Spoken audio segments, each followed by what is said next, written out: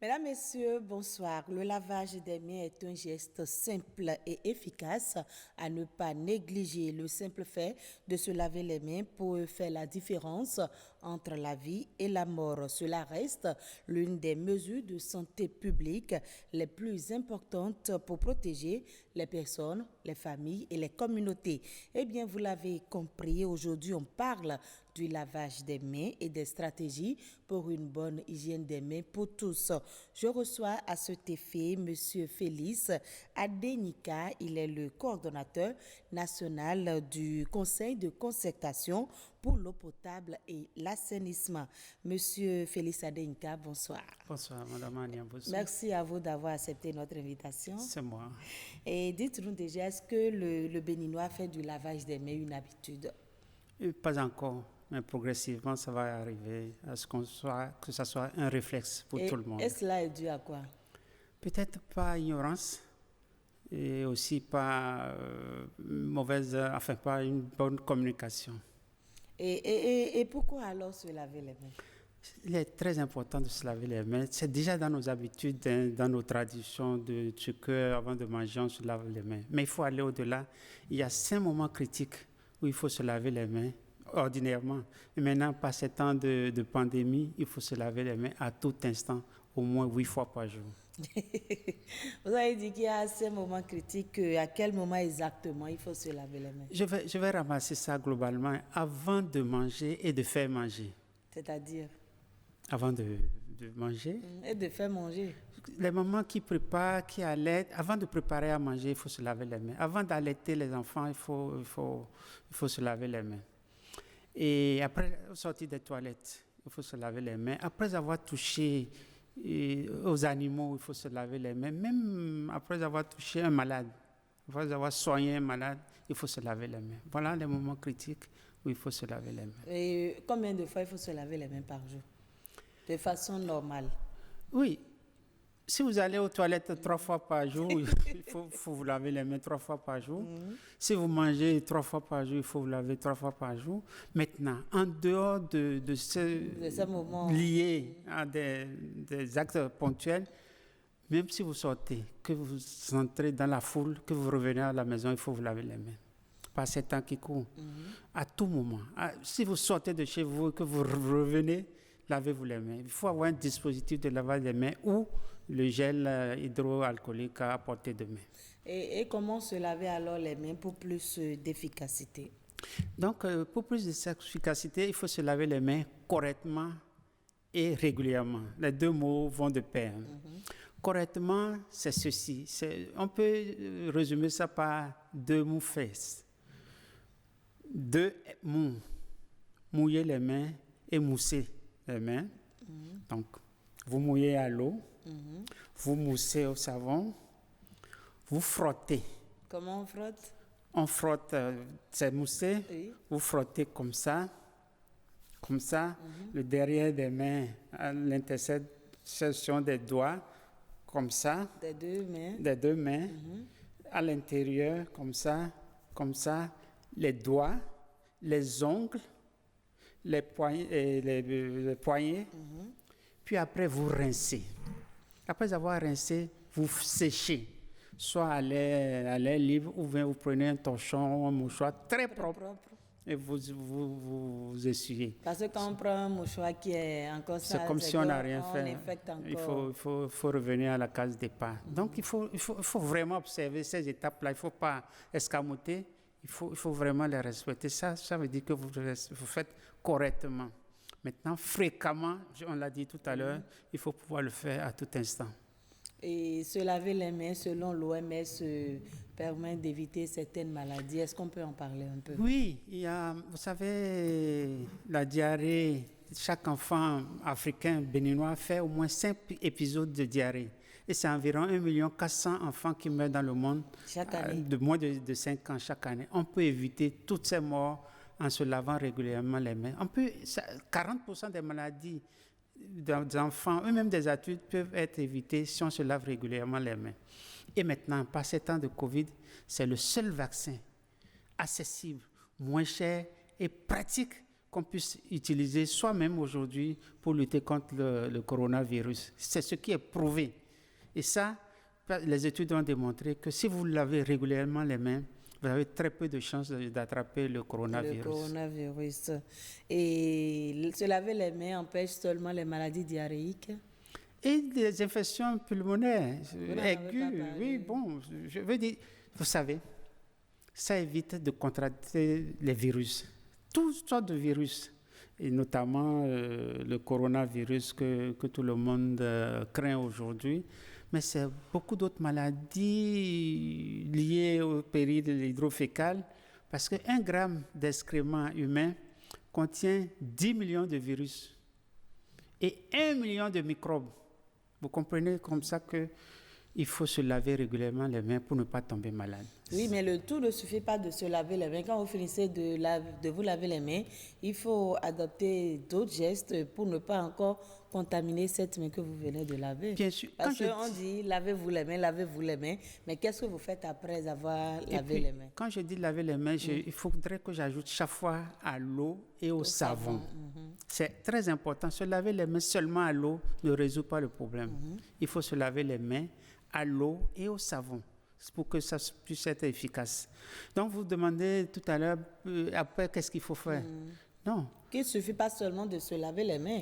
Il faut observer les autres règles d'hygiène qui vont avec. Mais le plus important, c'est ça. Vous pouvez vous laver les mains, aller jouer, sortir, mais quand vous revenez, vous reprenez le même geste. C'est pour ça qu'on dit, vous pouvez user ou même abuser de cette pratique aujourd'hui pour que ça devienne un réflexe, pour que quand vous revenez, même les enfants, toute la famille, la première chose à faire, c'est de leur dire, ressort, va te laver les mains sur le dispositif maintenant. Est-ce que tout le monde a accès à l'eau? Est-ce que tout le monde a accès? Je vais par exemple, vous dites qu'il faut se laver les mains régulièrement. Par exemple, je viens de me laver les mains avant de monter sur ce plateau. Donc si je descends, je vais me laver les mains encore. Bien sûr, parce que vous savez, les virus se déposent sur les objets ou dans la surface. Celui du coronavirus peut rester dans l'air 3 heures. Et sur l'acier inoxydable, ça peut rester 72 heures. Donc, vous vous êtes lavé les mains en venant ici. Sur cette table, si quelqu'un a émis ces gouttelettes contaminées, vous avez déjà attrapé ça. J'ai lu quelque part également que quand on touche son portable, juste après, il faut se laver les mains également. Forcément, ou bien il faut désinfecter régulièrement son portable. Parce que vous ne pouvez pas... Mais là, dans ce cadre, on est en train de parler du lavage des mains. Oui. Et donc, si vous touchez n'importe quel objet, vous êtes obligé de vous laver. Mais pour le portable, c'est devenu un objet, c'est comme votre chemise, vous ne pouvez pas dire... Moi, je ne m'en passe même pas. Vous voyez, donc il faut d'autres mesures pour le portable. Mais il faut que ça devienne un réflexe de tout instant et à tout moment. Surtout qu'il faut communiquer à nos enfants, à nos proches, à nos voisins, pour que chacun adopte cette pratique de lavage des mains à l'eau et au savon. On dit que les maladies diarrhéiques guettent beaucoup plus les enfants et que cela arrive quand on ne se lave pas les mains. Est-ce que ce sont les enfants qui doivent se laver les mains ou bien c'est aux grandes personnes de le faire? Bon, les enfants sont des êtres innocents et c'est les mères, beaucoup qui sont intéressés. Là, on a les chiffres du Bénin. On sait que seulement 28% des mamans, des mères, se lavent les mains avant d'allaiter, avant de faire manger les enfants. Vous voyez ce chiffre, ça c'est l'enquête démographique et de santé qui révèle ce chiffre-là. Donc il y a 72% des femmes, des mamans, je veux dire, qui sont avant d'allaiter. Il y a un problème. Par exemple, une bonne dame au marché, le bébé pleure. Tout de suite, elle achète ce qu'elle nourrit son enfant. Ça, il faut éduquer. Dans les marchés, dans les gares routières, partout, la femme est en contact avec son enfant. Il faut pouvoir les sensibiliser. Progressivement, on va y arriver, mais pour le moment, il y a urgence à ce qu'on diffuse l'information, on sensibilise pour que tout le monde soit informé.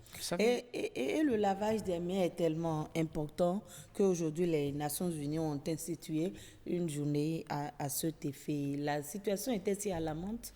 Oui, si c'était une pratique généralisée, on aura moins de fréquentation des centres de santé. Je vous l'ai dit, le lavage des mains permet de ne pas tomber malade, permet de faire des économies, permet même de faire un retour sur investissement de près de 35%. Même en matière de santé, c'est un investissement rentable. C'est si rentable que la communauté internationale a dédié une journée pour le lavage des mains, c'est le 15 octobre. Depuis 2008, nous sommes peut-être à 17e, je ne sais plus, édition aujourd'hui ou 13, je ne sais plus exactement. Le thème de cette année, c'est le lavage des mains pour tous, pour 3 raisons. La première raison, c'est pour montrer l'importance du lavage des mains, on vient de l'expliquer, réduire les maladies, le retour sur investissement, tout ce que ça fait. La deuxième raison, lavage des mains, hygiène des mains pour tous, c'est qu'on sait de façon sûre que tout le monde n'a pas accès à l'eau. Aujourd'hui, au Bénin, nous sommes autour de 70% d'accès à l'eau. Il y a encore 30% de la population béninoise qui n'a pas un accès direct à l'eau. Et quand vous faites la promotion du lavage des mains à l'eau, avec quoi il faut se laver les mains, on dit en sorte que tout le monde doit pouvoir avoir accès à ce liquide précieux. Donc, c'est un appel au gouvernement central et aux gouvernements locaux de faire l'effort pour que l'accès universel soit effectif. Le gouvernement du Bénin a pris l'engagement de donner l'eau à tout le monde d'ici à 2021. Nous sommes sûrs qu'on va y arriver ensemble.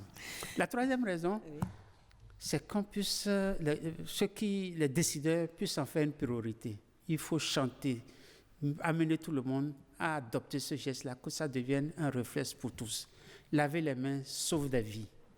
Et des années après que cette journée soit instituée, est-ce qu'on peut dire que ça s'est amélioré un peu partout dans le monde?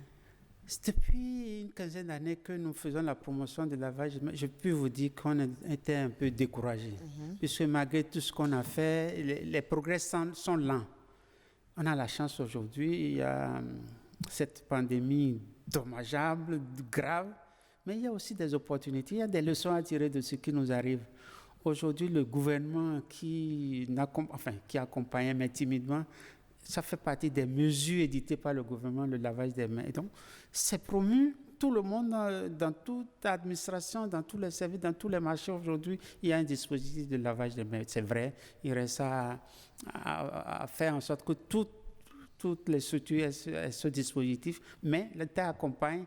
C'est devenu une réalité aujourd'hui. Il faudra que ça devienne une pratique enracinée dans nos habitudes et j'ai bon espoir qu'on va y arriver. Et ça, c'était avant le coronavirus.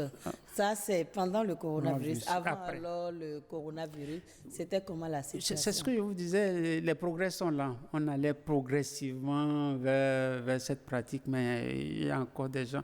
Je ne sais pas les chiffres exacts, puisque je n'ai pas consulté les résultats des dernières enquêtes.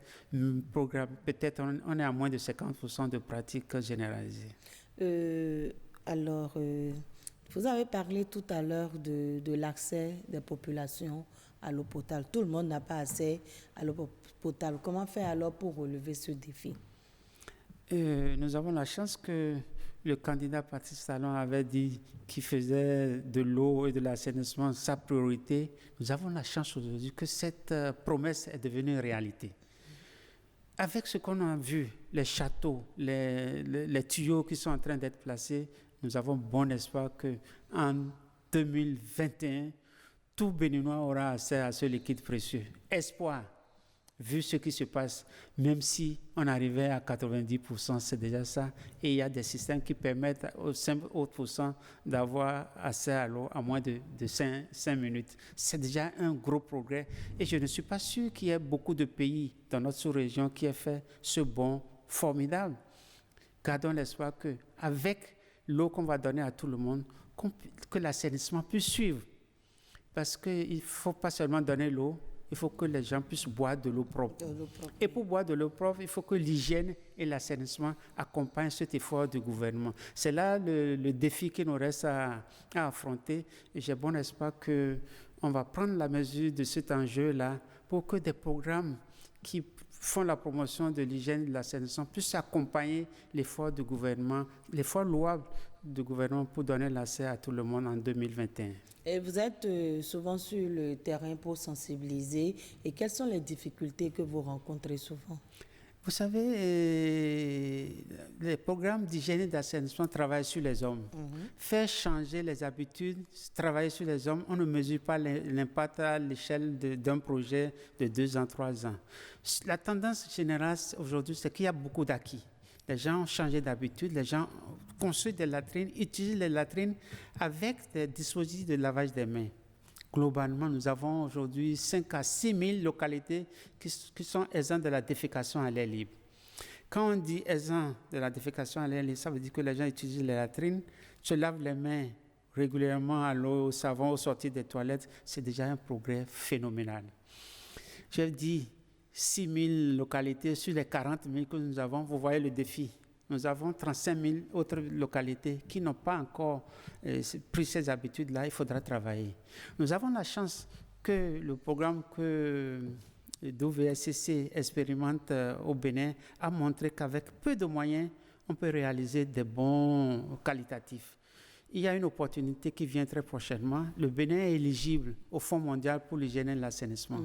Mais il reste à travailler pour être élu. J'ai bon espoir aussi. Là, le ministère mais là, vous n'avez pas réellement parlé des difficultés. Là, vous nous parlez déjà des opportunités, des défis et autres. La difficulté, c'est de travailler sur les hommes. Oui, quand vous allez sur le terrain, par exemple, vous demandez aux gens de se laver les mains à l'eau et au savon. Qu'est-ce qu'ils posent comme difficulté, surtout dans le milieu rural? Il n'y a pas de difficulté majeure parce que nous avons une technique aujourd'hui qu'on appelle ATPC, assainissement total piloté par les communautés. C'est les communautés elles-mêmes qui décident de construire et d'utiliser les latrines. Il reste que ce programme-là ne touche pas encore toutes les communautés rurales. Nous sommes, pour ce qui concerne notre programme, dans 4 départements. Il y a Omideta, il y a Protos, il y a UNICEF qui travaillent aussi chacun dans leur territoire d'intervention. Mais il reste à couvrir tout le Bénin. Et c'est ça le défi. Il n'y a pas de difficulté. Tant que vous touchez les gens et que vous appliquez la technique de la TPC de dégoût, vous dégoûtez les gens parce qu'ils mangent leur caca. Ils réalisent effectivement qu'ils mangent leur caca et qu'ils pouvaient éviter les maladies liées à ce que j'ai dit tout à l'heure, les virus que comportent les excréments humains. Ils réalisent, ils construisent et ils utilisent. Il reste maintenant à généraliser cette pratique-là sur toute l'étendue du territoire. Et nous avons cette opportunité dont je vous parle. Et quelle est la situation alors dans les écoles? Voilà, les écoles, les centres de santé et les espaces publics. Même notre technique dont je vous parle n'a pas encore réellement abordé ces lieux publics-là. Aujourd'hui, nous avons des localités FDAL, fin de la défécation à l'air libre, mais on n'a pas encore des entités administratives fin de la défécation à l'air, parce que nous allons apprendre à gérer les gares routières, les marchés, les centres de santé, là où il y a de grandes personnes qui viennent de partout. Et donc, il faudra travailler sur ça. Nous espérons pouvoir... Mais il y a aujourd'hui des écoles, souvent pour nous qui avons fait surtout les écoles publiques, à l'entrée de chaque école, il y a souvent des dispositifs de lavage des mains. Quand vous venez à l'école, vous vous lavez les mains avant de rentrer en salle. Aujourd'hui, il y a des écoles qui n'ont pas encore rendu obligatoire ce système de lavage de mains, ou soit il y a des écoles qui possèdent ces dispositifs, mais beaucoup ne fonctionnent pas. Qu'est-ce qu'il faut faire dans ce cadre? Parce que l'éducation, c'est depuis la base. Si les enfants là ne maîtrisent pas ce système de il faut se laver les mains avant de faire quoi que ce soit, c'est que la base est faussée. Qu'est-ce qu'il faut faire? Vous savez, avant la pandémie, je ne suis pas sûr qu'on puisse trouver 20% d'écoles en milieu rural avec le dispositif dont vous parlez. C'est avant ça, quand vous étiez à l'école. Non, les dispositifs, avant il n'y avait pas les dispositifs, on met un plastique, on met de l'eau dedans et vous savez que vous devez vous laver les mains. Avant moi, j'ai tout le temps fait ça, par exemple, à l'école. On a perdu cette habitude-là. Ça revient maintenant avec la pandémie. C'est même une exigence. Chaque classe avec son dispositif de lavage des mains et l'éducation civique met l'accent sur le lavage des mains. On va y arriver progressivement. Ça va être institué, ça va être exigé pour chaque classe, pour chaque école. Et désormais, les enfants Et ça se pratique maintenant. Ce qui est à souhaiter, c'est que ça puisse perdurer au-delà de la pandémie du coronavirus. Et j'ai bon espoir que quand on pratique maintenant, ça deviendra un réflexe, même si on n'est pas là pour contrôler. Les enfants vont exiger des directeurs, des enseignants qu'on mette les dispositifs à leur disposition. Et selon vous, qu'est-ce qu'il faut faire alors pour consolider les acquis? Je vous le disais tout à l'heure, avec ATPC, nous avons eu beaucoup d'acquis, mais ces acquis-là sont fragiles.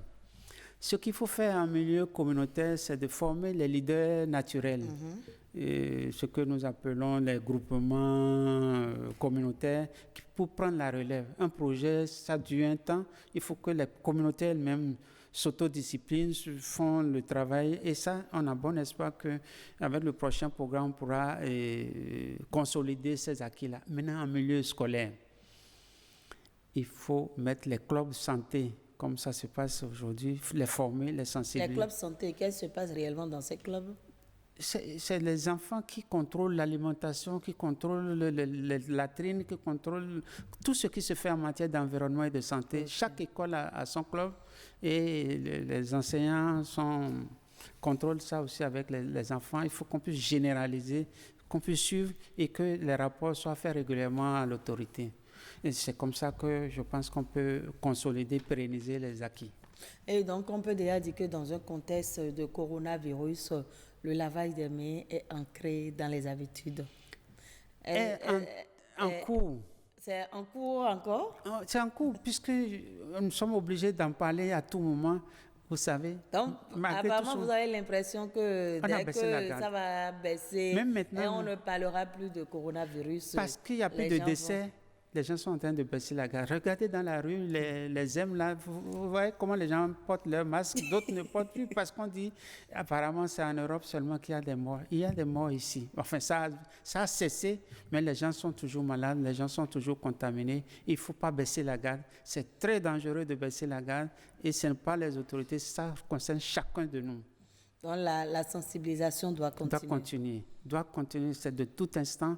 On doit faire attention. Les mesures éditées par les autorités, on doit les respecter.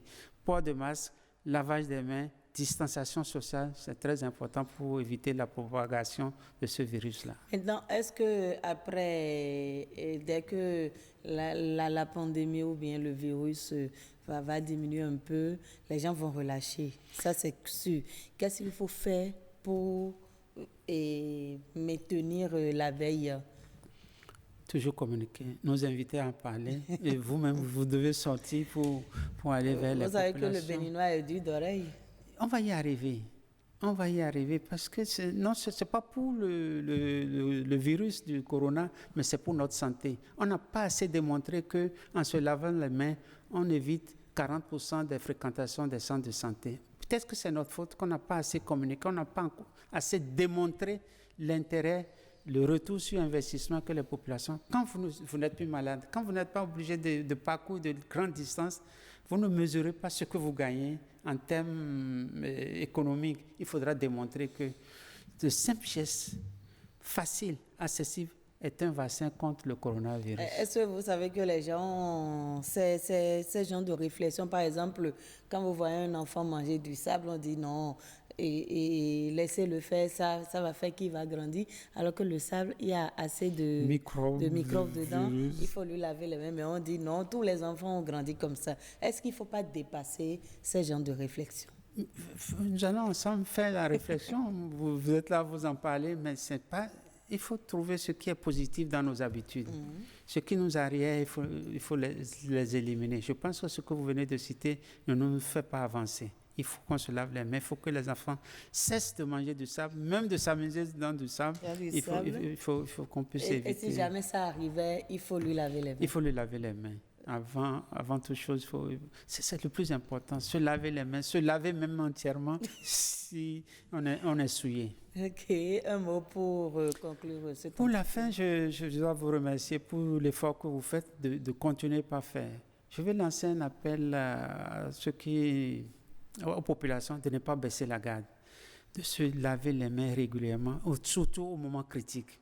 Et aux autorités, nous avons une opportunité qui vient. Faisons en sorte que le Bénin soit élu au Fonds mondial pour l'assainissement pour que d'ici 2030, on puisse rejoindre la cible 6 points des objectifs de développement millénaire, mettre fin à la défécation à l'air libre en ayant une attention particulière aux filles, aux femmes et aux personnes défavorisées. Merci beaucoup à vous, Monsieur Félix Adéincan. Je rappelle que vous êtes le coordonnateur national du Conseil de concertation pour l'eau potable et l'assainissement. Mesdames, Messieurs, voilà, vous l'avez retenir, le simple geste de se laver les mains peut réduire le risque de diarrhée de presque la moitié et celui d'une infection des voies respiratoires d'un tiers. Il s'ensuit que le lavage des mains est supérieur à n'importe quel vaccin comme mode de prévention des maladies. Merci à vous de nous avoir suivis et à bientôt.